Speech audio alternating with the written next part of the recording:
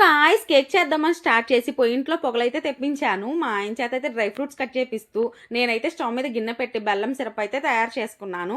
తర్వాత ఒక గిన్నె తీసుకొని దానిలోకి పెరుగు వేసుకొని గడ్డలు ఏమీ లేకుండా కలిపేసుకున్నాక బెల్లం సిరప్ వేసి దానిలోనే సన్ఫ్లవర్ ఆయిల్, వెనిల్లా ఎసెన్స్ వేసి సిల్కీ టెక్స్చర్ వచ్చేదాకా అయితే కలుపుకున్నాను. దానిలోనే మనకు కావాల్సిన డ్రై ఫ్రూట్స్ అన్నీ వేసుకొని మొత్తం ఒకసారి కలిపేసుకున్నాక ఒక నెట్ అయితే పెట్టుకొని దానిలో గోధుమ పిండి వేసుకొని దానిలోనే కోకో పౌడర్, చాక్లెట్ కేక్ కదా, కోకో పౌడర్ వేసుకొని baking soda and baking powder కూడా వేసుకొని మొత్తం జల్లెడ పట్టేసుకొని సింగిల్ డైరెక్షన్లో అయితే ఈ టెక్స్చర్ వచ్చేదాకా కలుపుకోవాలి. తర్వాత ఒక గిన్నెలో నెయ్యి అప్లై చేసుకొని దానిలో కొంచెం గోధుమ పిండి కూడా జల్లుకొని ఈ మిశ్రమాన్ని అంతా దానిలో వేసేసుకున్నాక డ్రై ఫ్రూట్స్ అన్నీ జల్లేసుకొని ప్రీహీట్ చేసున్న ఆ గిన్నెలో అయితే దాన్ని పెట్టి మూత క్లోజ్ చేసి ఒక 45 మినిట్స్ అయితే ఉడికించాక మన కేక్ అయితే రెడీ అయిపోయిందండి.